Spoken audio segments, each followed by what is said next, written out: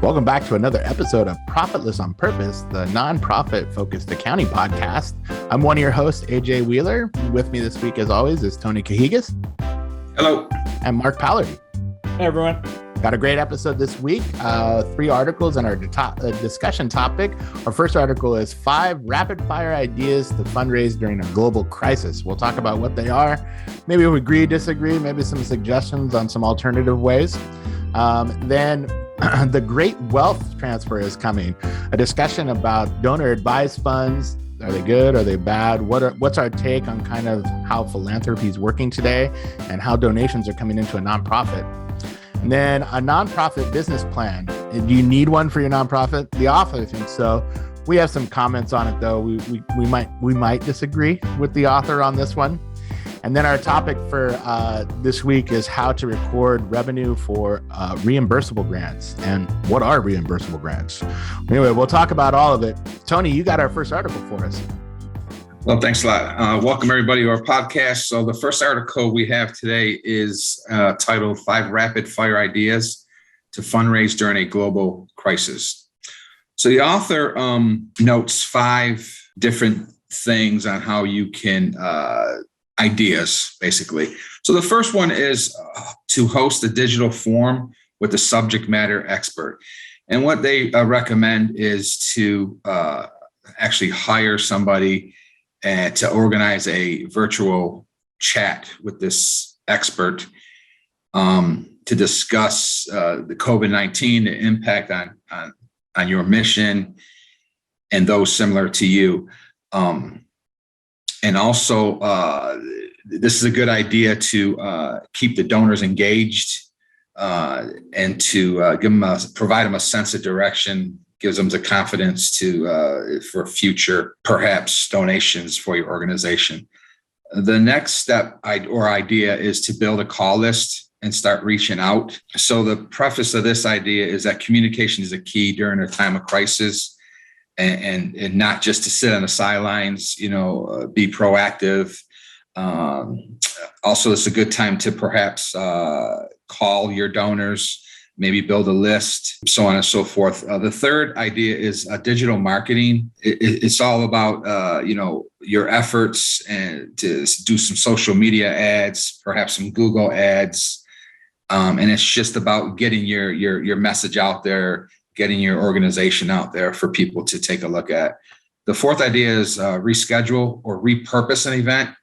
The idea is it's not necessarily a good idea to cancel an event. It's a much better idea to repurpose it and or reschedule it for the fact that the main reason is you don't necessarily have to issue refunds. You can keep the revenue if you just repurpose it or reschedule your event. And the last idea is creating a specific fundraiser event around your impact on COVID. What they mention here is to create a campaign around programs or services that directly deal with the crisis. And it's just to help people and to help your mission in a way. It doesn't necessarily give any types of examples, but those were the 5 ideas. So what do you gentlemen think? Yeah, I think this is kind of the way back machine. This article is from March 23rd, 2020. So it's a year and a half old, but it's interesting to see, how many of these digital strategies were actually utilized and taken advantage of in the past year and a half, right? We're now currently in October of 21, when we're recording this, we're in a place where we're kind of coming out of this, but we're starting to see that business as normal kind of has shifted and changed because of the pandemic and because even people wanting to get back to all these in-person meetings and in-person fundraisers has kind of shifted. And it's a new normal to kind of be doing some of these strategies. I think the article does a good job sort of laying out how you become digital, but they didn't know back then that this would kind of be a long-term solution because, meeting by Zoom, having fundraisers remotely, and keeping your donor base, in creative ways is really something that's had to happen in the past year and a half. Yeah, and I might add, I think Mark was probably being a little nice on this. The part that I take issue with the article is that it really focuses on nonprofits that were either able to transition or pivot to like COVID related services. And like, if you're, say, like a theater or an arts, or a museum or something, it would be very difficult to try and offer like some kind of pandemic related services or have a digital forum with a subject matter expert that somehow related what you're doing in your nonprofit to the ongoing pandemic that we're still experiencing today. So I think maybe being a little more like, I guess if I was the one writing this article, I would have tried to encompass those nonprofits and those people, the segments of the NPO world that maybe couldn't pivot to some kind of COVID relief type or COVID affected services. But like going back to my example of like the theater or the museum, offering maybe like virtual tours of the exhibits that you have in place, and charging a couple bucks for somebody to access that with somebody narrating or something would have been a good idea. I think they could have probably taken a little bit more time and thought about, how that would affect, an organization that didn't necessarily have even COVID-19 adjacent like services.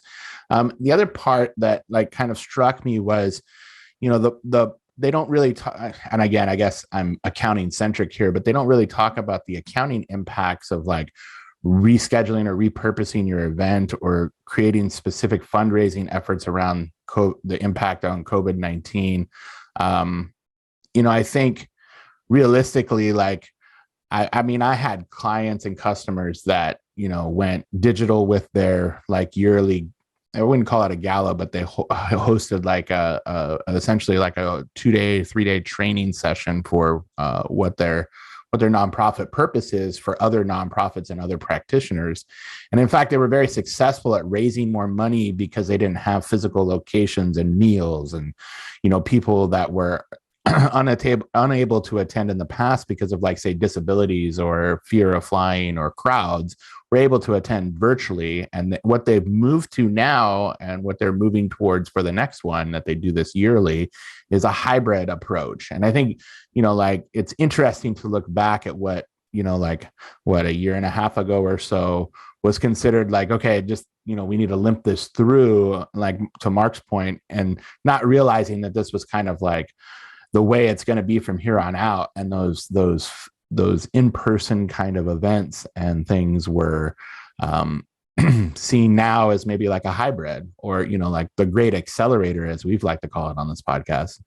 Yeah. And I think some of our listener base out there, our vast listening audience probably works at some nonprofits. So I'd be curious if you want to put it in the notes or hit us up at Profitless Pod on Twitter. Let us know what you're doing now for fundraising, because it's, there isn't a real one size fits all. And I've seen a couple different ways that nonprofits are approaching this. And it's tricky because you have old school donors who are used to doing it one way and want to get back to the way it used to be.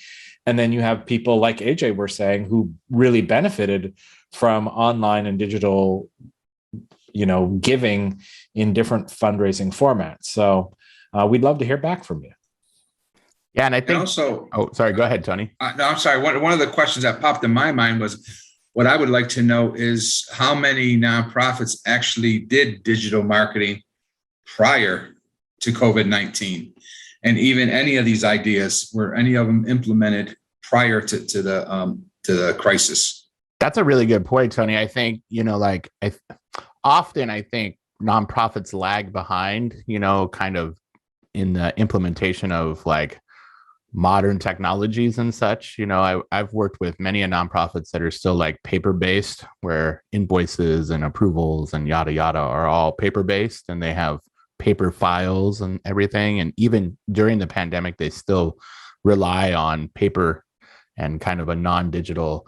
But the most successful ones that I've worked with that have a good donation arm or a development department we're way ahead of this, and we're using digital marketing, digital like donations. And we'll talk later about digital donations in another episode. But I think, I think being on the forefront of that only sets you up for success, but there's a trade-off to that. When you're an early adopter, I think, of technologies, there's a headache that goes along with that. So there's a pro and con, and a way of, to weight the pain that comes with new systems, new ways of payment, new, kind of digitally marketing and that kind of thing, as opposed to the safe, tried and true way of doing it the way you did it before in paper and pencil, or, traditional like meetings and phone calls. So, Mark, you got our next article for us? You bet. This one, I really enjoyed this article. It's from Philanthropy Daily by Bill Graves. It's called "The Great Wealth Transfer is Coming. It's Time to Update Tax Policy." So, if that's not a doomsday of a scenario enough for you, I think Mr. Graves makes some good points. So basically, he is talking in this article about donor advised funds and how we need to make some changes to our tax policy to encourage donors to put their funds actually into charities. Because for those, we've talked about donor advised funds on the podcast before, but donor advised funds are basically an investment vehicle where if somebody wants to put money away, they can get an immediate tax benefit while investing this money that will eventually go to a charity. The problem is that right now, there is no federal regulation or no guidance as to how frequently or when that money needs to be spent. So let's say I'm socking away, $1 million a year for charities in a donor advised fund. That money keeps growing and I can keep socking money away. But if I'm not telling the donor advised fund where I want that money to be spent, it's just sitting there accruing money, and the nonprofits who need that money right now aren't getting it. It's just growing. And this article says more than 1/3 of nonprofits throughout the country are in jeopardy of closing within 2 years. They could use some of that money. And since donor advised funds keep growing and growing every year, I think they're up to 14 or 16% of donations at this point. For them to be sitting in these accounts, not being doled out, he's seeing this as a big problem. So I thought it was really interesting. And I'm curious what you guys think. Yeah, I think this kind of like, I've had parallel thinking in the past before donor advised funds were so in vogue, with kind of like a board designated endowment, or what's known as like a quasi endowment. So for those listeners that don't know what an endowment is, or what the difference is between a true endowment and a board designated endowment, is just where money, a core set of money set aside in like an investment account, and you're only supposed to spend the earnings off of it. Whether it's like board designated quasi endowment or a true endowment is really an accounting treatment and a financial presentation kind of thing, and laws behind it. But essentially, a true endowment can only be restricted permanently by a donor. All that being said, like it's great if you're able to get a large amount of money and have it sit and earn enough return for you to be able to use it, as like an operational kind of fund, but to do that in a market and have a return that's good, I mean, you're talking like 9-10%. So, you'd have to have millions of dollars of like seed money to be able to provide enough money to spread it out. Donor advised funds, I kind of have the same feeling about them. And I may be thinking about this naively, but I really feel like what Mark mentioned is it's like this investment vehicle where money is tied up in this investment, and then, penance is kind of like doled out to those based on like return of capital or return of like investments, gains, that goes out to these kind of charities that are selected. And the rest of it is kind of hoarded to remain in like a perpetual kind of giving fund that happens.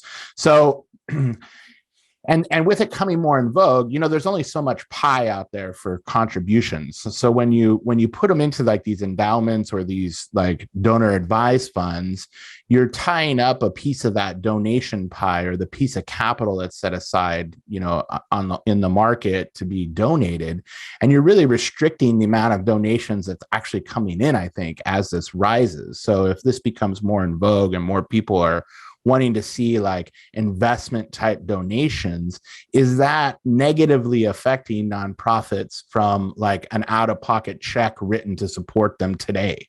And, and then I think what also needs to be thought about in this, like, and this is kind of like big think kind of thing, is what's the balance to strike between money now versus money that's invested for later use in a nonprofit and a donation? So I think, these are open-ended questions too. I think as a donor and as a nonprofit, you probably have to ask yourself where that balance lies, right? Like, and I think, and I haven't seen this very much, but I think it's a question that needs to be posed across the giving and philanthropy, kind of landscape, as to what that balance needs to be and how fast these donor advised funds, once, like earmarked or like given out, and what constitutes like an emergency type situation like the pandemic to accelerate that giving in an emergency situation, So I don't know. I probably got off the rails on this one, but I'd like maybe if you guys have more insight on it or have any thoughts. Yeah. The article started out a little bit bleak with what Mark mentioned. 1/3 of nonprofits were in jeopardy of closing within 2 years. And the workforce lost over 960,000 jobs, which was astounding to me. So the article mentions that these donor advice funds have over $1 trillion sitting in there currently, which is, I guess that's the whole, the need to update the tax policy, because I guess there's no guarantee that the funds will be put to use, which makes no sense, because that's the whole reason to put the funds in there. And that the current laws, they no longer work to, increase the giving, which I see that as a big problem with all that money sitting out there. And like AJ mentioned with the crisis, these nonprofits could really use the money so they won't have to close. Yeah, I think some good points there, Tony. I think one of the interesting things the article also brings up is that some of the custodians of the donor advised funds are putting forth their own regulations and saying, you need to spend this money within X number of years. Otherwise, we're just going to take the money and put it into a philanthropy bucket, as you would, and dole it out to some charities. And, having this money sit there, the problem that the article is trying to get to is people are getting a tax benefit immediately, right? So our government is not seeing the tax revenue from these charitable contributions, but yet these charitable contributions, on the other hand, are not actually helping any nonprofits. So, as these vehicles begin to grow and grow and grow, it's, something's going to have to give, because otherwise we're just going to have huge investment pools with all this money waiting to go out at some nebulous point in the future. And, people getting all these tax breaks as a result. It's kind of a little bit, we're in the Wild West of the donor advised funds, I guess. Yeah. Mark, get ready on this one, because I don't think we've touched on something. But one thing that, and like, let's not be naive around how a past administration, it shifted from individual donations to a donor advised being more attractive as a donation thing. These are investments, and there's fees made on the return and fees made by whoever's managing this fund. And there's a reason why these are more in vogue now. And there's been a big dump into this kind of thing, because it is almost like a tax sheltered, investment pool that these guys get to pull fees out of. It's just like the fees that are associated. One of the downsides of having an endowment is that, you're kind of putting your money into a black box to be invested however the person managing that fund sees, and then they get fees and like investment return kind of management payouts that dilutes the amount of money that's earned and given in there. And so what you're really seeing is kind of this middleman in the donation scheme here that's making a hell of a lot of money off of tax-free money that could have been used to go somewhere else. And I don't see, and I may be wrong, but I don't see any regulations about a cap on fees or a cap on the type of investment fees that are used or the type of investments that are made in a donor advised fund. So again, we've talked about this before on the podcast before. When you're talking about individual investments in a nonprofit, you want them to be centered around your mission and vision. You don't want to have an environmental cause investing in coal, gas, and oil, to bolster their investments. You want to try and maybe invest in green energy or something outside of the energy realm altogether. But I kind of see the same kind of thing going here.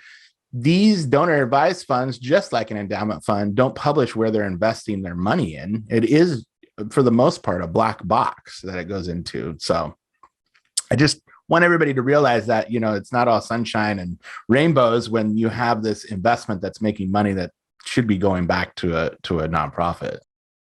Well, thanks for cheering us all up, AJ. That was super informative. And now I'm going to endow to you the ability to deliver our third article of the day. Oh, thanks, Mark. So mine is, and I'm sure we'll have a lot to talk about on this one, but mine comes from Nonprofit Hub, and it's called How to Create a Nonprofit Business Plan. So I have a little bit of issue with this article, but let's go through it first, and then we can get to it. So essentially, could your organization use a nonprofit business plan? The answer is always yes. Is kind of like the tagline on this article. So what they do is essentially this almost reads like a business 101 textbook of how to put together a business plan. Or if you went to any SBA website, it breaks down essentially each part of what a business plan consists of: executive summary, organization overview, products, programs, and services, industry analysis, customer analysis, marketing plan, operations plan, management team, financial plan, and then an appendix. So if any of you have ever taken or had a college class for business, this is like business class 101 of putting together a business plan. And so essentially, I think it tries to connect this with like talking about your organization's mission. It talks about a customer analysis to be its primary target market is essentially what they do. Marketing plan to reach new audiences, social media marketing. It goes through ad nauseum kind of. It's funny because it says newspaper and magazine ads in there. So I don't know if this person was maybe reading an out of date business book to pull this out of, but I mean, if you're advertising in newspaper and magazines, please let me know, because I thought that was the way of the post-it note and going away. But anyway, so I think it kind of flies in the face of what I would think would be like a first of all, calling it a business plan, I think is kind of naive, but I'd like to get your guys' take on whether or not maybe I'm way off the mark here and missing the purpose of this article to try and spearhead like how you would start a new nonprofit. But I just think there's a better way to go about an upstart nonprofit plan than just kind of cutting and pasting from the for-profit world a business plan. Yeah, I'll jump in here. I always related business plans to for-profit businesses, but as far as a nonprofit creating a business plan, of course, you want to be unique in your plan. And probably the most important part of the business plan would be the executive summary, because that's going to be the first thing someone reads. And that executive summary really needs to pop and get that attention from the reader to keep them reading and perhaps get them interested in your organization. And, the business plan would just be a way to stand out from your competitors. And within that business plan, you have to distinguish yourself from, your competitors to give you that advantage. Yeah, I have some issues with this article. First off, whenever you start an article, the answer is always yes. Well, you're just challenging me to find the no, right? Because I'm contrarian. I'm your devil's advocate. So could your organization use a business plan? The answer is always yes. No. So let's figure out, first of all, when you create a business plan, right? You usually have an audience that you're going for, right? You usually have a specific bank or investment or something that you're working towards. Absolutely, you need a nonprofit plan of some sort. But does it need to be a business plan?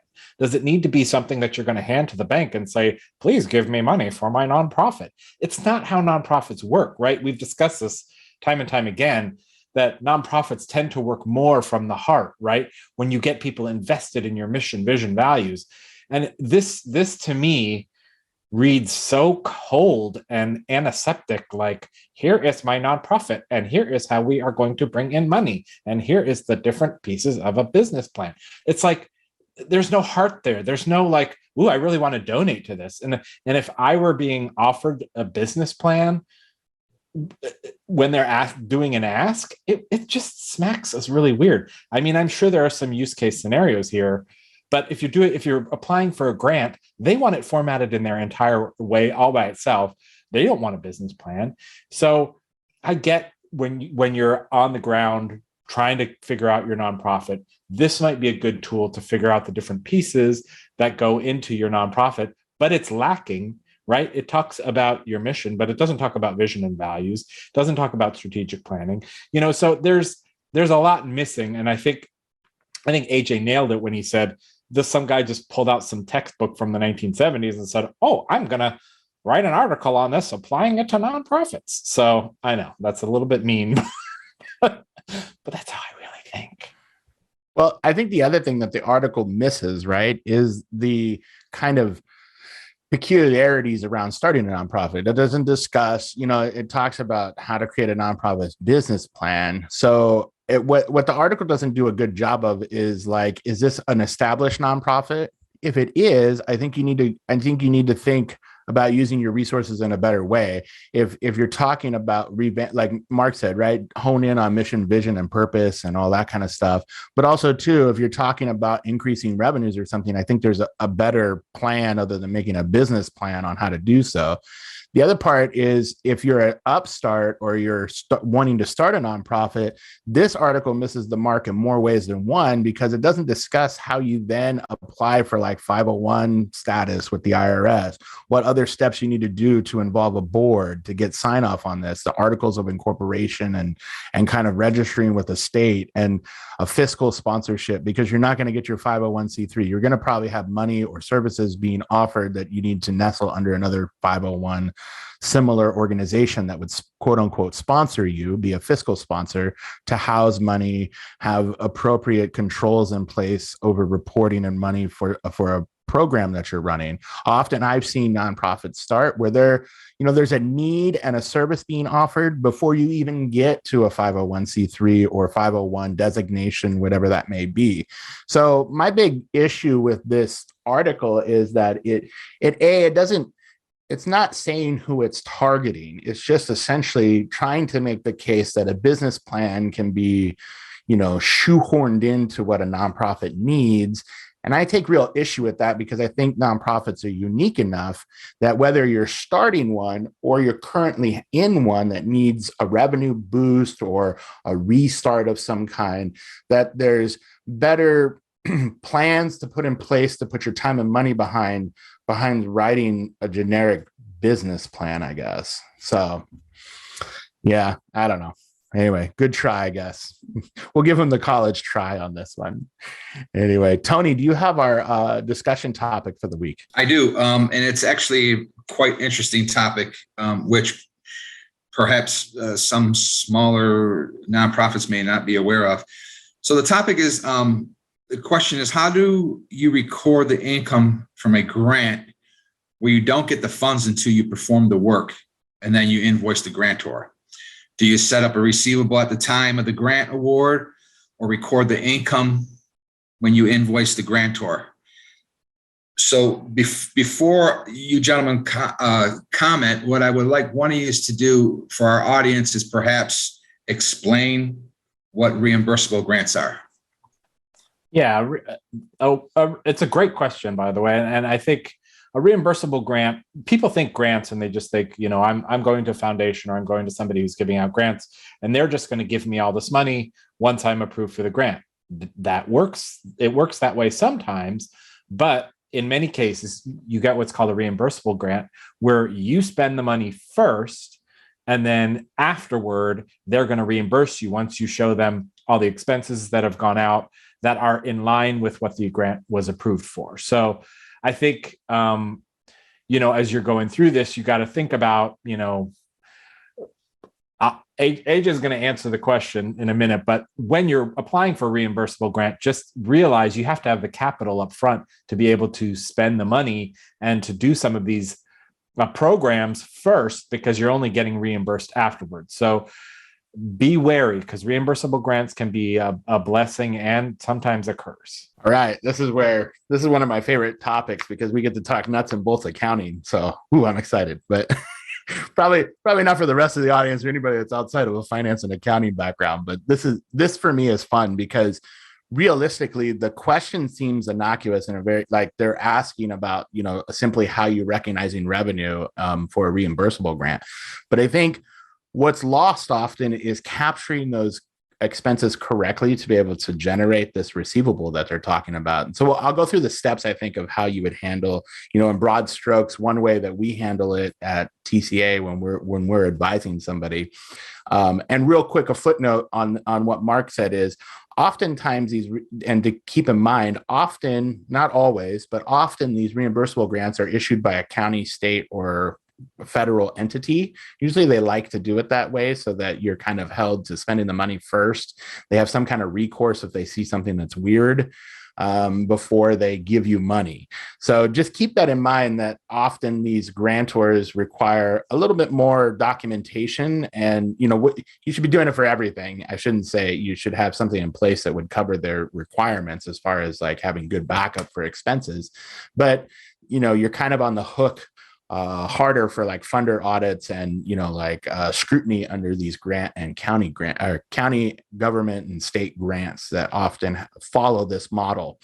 So I'll just walk through. Usually how I prescribe you do it is that you're recording the expenses by month. Usually could be longer if you're doing quarter. We have a small for-profit person that we work with that does some quarterly billings and the same kind of thing.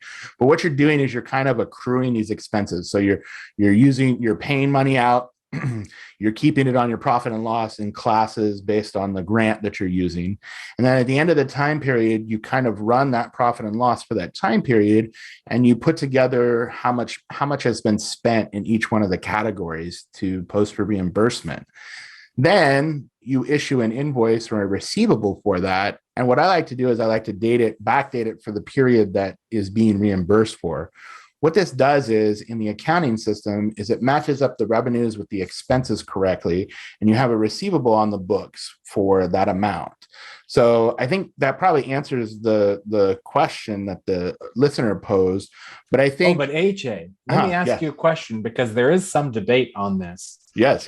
Let's say my reimbursable grant is for $50,000. Are you suggesting that I only book the AR portion as I'm doing the expenses, or should I book a pledge up front for the entire $50,000 against AR and then chip away at that? It's a good question. I prefer booking them as they're earned, because realistically, the grant itself is really conditional to the fact that you're performing the work.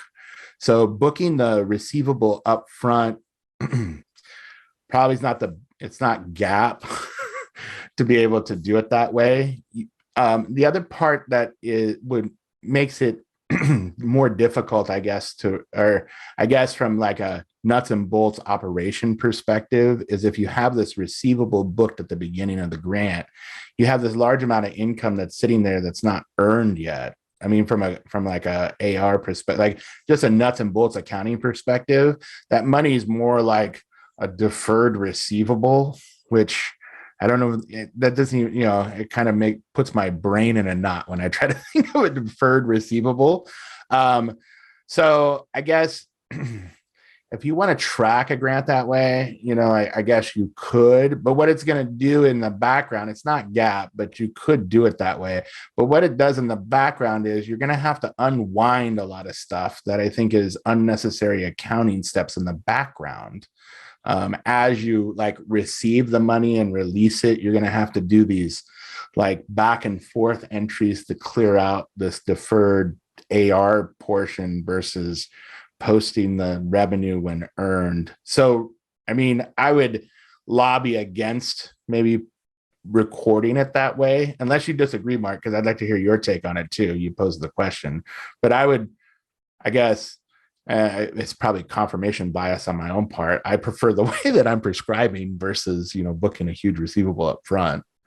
I've seen it done both ways. And, I honestly, sorry, audience, I can't speak to which is exactly GAAP, because I think a large part of it depends on, is that revenue collectible, right? So if you haven't spent the money, it's not really collectible yet, right? So in that way, I'm kind of confirming what AJ is saying, right? Like, you shouldn't book the AR if it's not collectible yet. And if there's any doubt that you might be spending the money on this project, then you definitely shouldn't book it. But if you want to book it up front, I mean, there are accounting machinations that you can do, pledging it and then doing it against, I guess, an unearned revenue, and then doing back flips on the balance sheet to chip away at it, kind of like AJ was implying. And I think that can be helpful if you're, it depends on what you're using it for, right? If you need to generate reports and show what the full amount of the grant is going to be, and this is in a case where you're going to spend the money, it might be a viable option. But then you, again, are doing your machinations kind of on the balance sheet as opposed to on your P&L. I think the cleaner way is the way that AJ described, where you don't actually book the AR until you've made the expenses, and then you do the matching principle, right? And you do it in whatever month that is. But I'll let you continue on your commentary. No, and I think it was a really great point, because the point I think Mark's making, and the point that I'll assert here is that there's one way to skin a cabbage. I think realistically, and I think it realistically applies to how you're using the financial information of the organization, right? Like, I imagine somebody that wants to book that receivable for the entire grant amount of this reimbursable grant is wanting to see, essentially what's receivable, what's possible over the next few months, I think is a forward-thinking person. And I think the way that I'm prescribing is probably, like matching revenues with the expenditures as they're, like matching the earned revenue when you earn it. So I'm not saying that the other way doesn't, but it's kind of, it's kind of a flip-floppy way and really, I guess, accountant heavy to relieve those receivables that are essentially not earned yet. And then, flip-flopping a liability that wipes it out, or like a contra AR, or however you want to put it in there. But I think it really depends on how you're using that financial information. And for the most part, the nonprofits that I work with are using the financial information to bill and use it, using the accounting records as the official, like, kind of, expense tickets for what's being spent and where and when. So I guess, from a usability standpoint for invoicing, yada, yada, I think it's important to have, at least for me and for my clients, I think it's important to have that information the way I prescribed it. And I think if you want to look at like what's receivable in the future or what's left on that grant, you should be tracking that. But I would prescribe that it's probably easier done outside of the accounting system and like a grant tracking spreadsheet of what's been spent to date. And that can cover restricted funds as well as unrestricted funds, as well as reimbursable grants, because they're all kind of thought about differently and have revenue coming in at a different time and different expenses associated with them. So, I think the lesson of all this is it's not an easy answer. I think there's not just a one size fits all kind of answer to this kind of question. I think it's a deeper, almost like philosophical question of the nonprofit, of how the data is being used in the accounting system and what's the easiest way for somebody to make sense of that data, to be able to bill, to be able to provide easy access for a grantor when they want to know what's been spent where, when, and how revenue is being recognized. Well, that was some heady conversation this week, gentlemen. We really appreciate everybody joining us here for another episode of Profitless on Purpose. We welcome you to leave comments in YouTube. If you disagree with what AJ and I are saying, please comment. If you agree, we'd like to hear that as well. And anything that you want to tell us, you can reach us on Twitter at ProfitlessPod. Notes are in the description below if you're interested in reading any of these articles or creating your own business plan. But on behalf of AJ, Tony, and myself, thanks for joining us this week. Thanks, everybody. Thanks, guys.